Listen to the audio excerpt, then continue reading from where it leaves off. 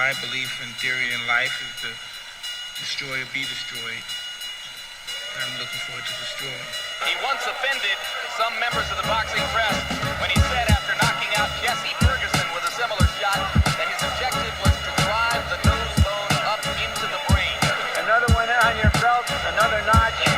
Is this harder than you anticipated? No, not at all, because I knew that he was going to come up, he was talking. The way he was talking, I knew he was hyped. He was ready to go. And I knew I was the best fighter in the world. Who's really the baddest man on the planet? Running up your mouth, that's a fucking bad habit. Who's really the baddest man on the planet? Running up your mouth, that's a fucking bad habit. Who's really the baddest man on the planet? Running up your mouth, that's a fucking bad habit. Who's really the baddest man on the planet? Running up your mouth, that's a fucking bad habit. They said Mike Tyson was the baddest man on the planet. Knocking niggas out was his hobby and his habit. The youngest undisputed heavyweight champion of the world. With the richest fast cars, condominiums and fit girls. He had a good start though, trained by Costiamato from an unruly Negro. With a lisp and fat afro into a feared ring monster. Record-breaking boxer, jawbone powerhouse puncher. Bone cruncher, remember him knocking out Michael Spinks. 90 seconds all it took.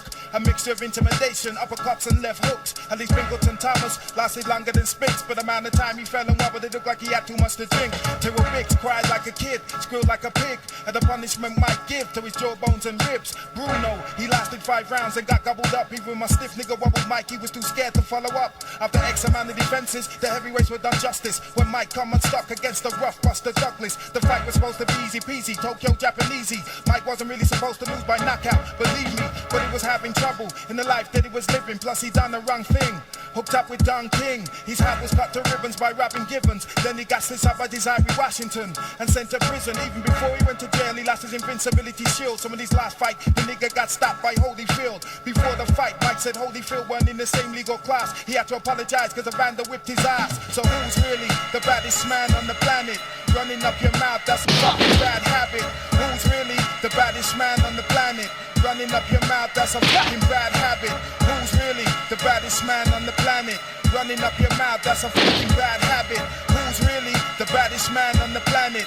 Running up your mouth, that's a fucking bad habit. The 28th of June came soon, it was the rematch. Supposed to be the 3rd of May, but Tyson put the date back. Judgment Night 2 is here. Who's feeling fear? Is it revenge or repeat? Which one of my niggas is gonna get beat? Holyfield's the champion, Mike Tyson be the challenger. Mike be the Iron Man, Evander is the warrior. Mills Lane be the ref, Jimmy Lennon Jr. be the announcer. Don King be promoting, talking and showboating. Las Vegas be the venue, big fights be on the menu. But it's a clash of the heavyweights to drew the crowd through the gate. Ding ding round 1, now the clash of the titans has begun. Firing shots to the dome like a madman with a gun. There's nowhere to run for Holyfield and Tyson, but they both look strong like some bison. Dangerous and enticing, the fight's kinda even as Holyfield tries to turn it up. In round 2, Tyson sustains a cut from an unintentional headbutt. Perplexed by this, he attacks with 2 fists. Feeling this, but most of the blows Mike tried to throw were wild, so they miss. Ding ding, end of round 2, the fighters go back to their corner. Sit down, drink some water, get the battle strategies in order. Now the 3rd round bell sounds, is somebody about to go down? Not quite, but my nigga Iron Mike becomes dirty and low down. Mike must have thought Holyfield was a real me, Lavanda.